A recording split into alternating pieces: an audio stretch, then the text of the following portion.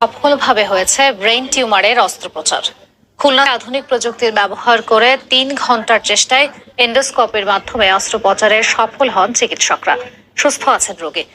নিয়ামুল হোসেন কোচির তোলা ছবিতে আব্দুল্লাহ আল মামুন রুবেলের প্রতিবেদনে বিস্তারিত। খুলনার ফুলতলার বাসিন্দা টিটু মায়ের চিকিৎসার জন্য ঘুরে বেরিয়েছেন বিভিন্ন হাসপাতালে। কিছুদিন আগে ধরা পড়ে তার মায়ের ব্রেন টিউমার। এরপর খুলনার বিভিন্ন হাসপাতালে মায়ের চিকিৎসা করানোর জন্য গেলে চিকিৎসকরা দ্রুত অস্ত্রোপচারের পরামর্শ দেন। এরপর খুলনা সিটি মেডিকেল কলেজ হাসপাতালে শুরু হয় তার চিকিৎসা।